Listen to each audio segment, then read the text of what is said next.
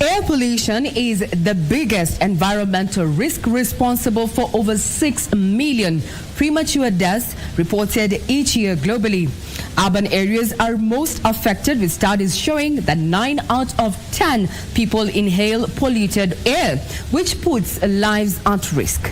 Our reporter Opicho Chemtai witnessed this risk firsthand during her visit at a Dandora dumpsite, where fumes from chemical reactions have affected the health of those residing next to it.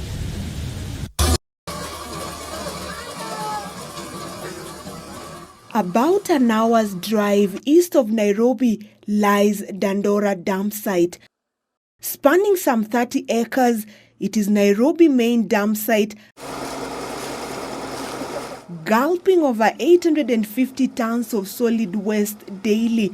Never mind that it was declared completely full in 1996. Here, innumerable trucks empty mounds of waste, one after the other. The smoke that billows is not fire-related, but from chemical reactions, a signal that indeed this is a ticking health time bomb. But this is also a residential area. Sasa wanachukua ile kitu wako na haja nazo. Unaona sasa ile uchafu inabaki hapo. For Amani, not her real name, this has been her only home, having grown up here and now bringing up her own children. She passively looks into the horizon. The mounds of garbage have formed mountain. Having a nice sleep without any disturbance, to some, they may take it for granted. But that is different with residents living around here next to this Dandora dump site. Unaona sasa ile kama sasa hii kuja imwagwa sana. Ichomeke ama itoe hiyo boiler ya ndani ichomeke, hiyo moshi inakujanga inajaa hapa. Ikijaa hapa hakuna kulala. Sasa unasikianga tu ni kukohoa, hata watoto ni kukohoa.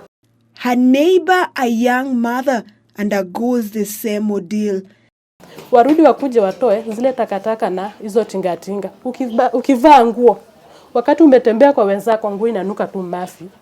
Ni kama hata ukufua na maji. Mpaka unashindwa sasa tutaishiaje. Juu nguo inanuka, ukivalisha mtoto pia inanuka, na pia hiyo harufu pia bado wewe mwenyewe unaivuruta. They barely sleep at night for fear of the devastation a fire outbreak at the dump site could bring to their doorstep. Inajichoma kwa sababu hiyo joto imekuja ikakuwa mingi, mpaka saa hiyo unaona ya kwamba hiyo joto inatoa moto na huko ndani. Hiyo moshi ikikuingia, kuna sauti unapatanga ukikohoa. Yaani ushaisikia sauti ya kifaranga kakinini. Hiyo chuya unapata ukipumua, sasa hiyo sauti ndio inatoka na ndani. An air pollution expert says the combustion from the chemical reactions comprises of methane gas that burns, producing the smoke. When we release our wastes, the organic waste to the environment, the organic waste naturally is acted on by bacteria. And that means a lot of methane and hydrogen sulfide is actually released to the atmosphere.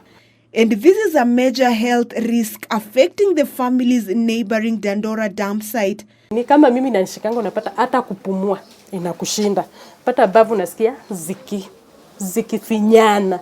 Kama watoto, ukipata mtoto sasa hiyo kukimbianga kwa dawa na hiyo uchumi venye iko.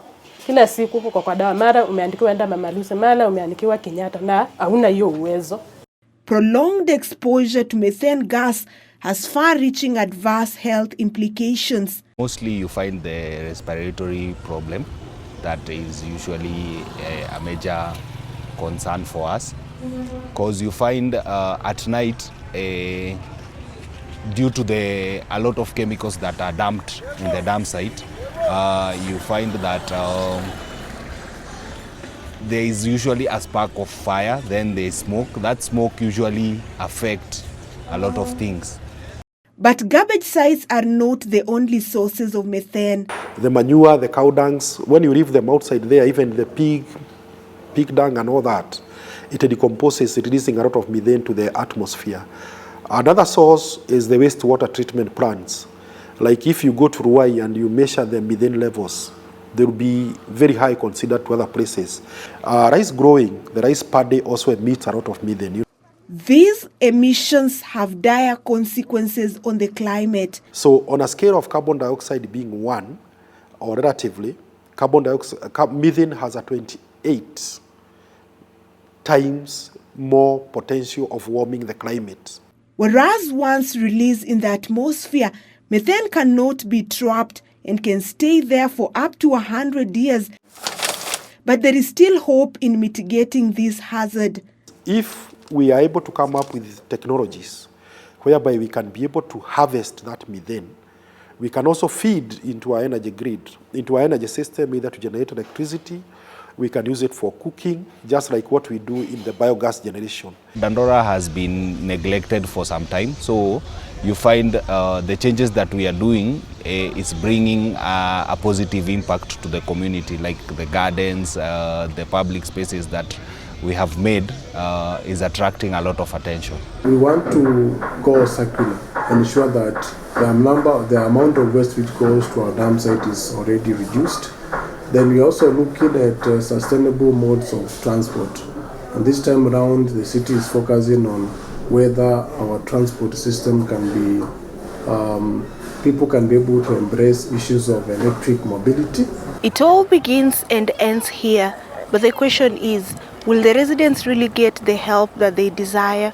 And as Kenya hosts the Africa Climate Summit, hopes have been revived that practical solutions will be offered to improve air quality in the battle against climate change. Opicho Chemtai for Channel 1 News.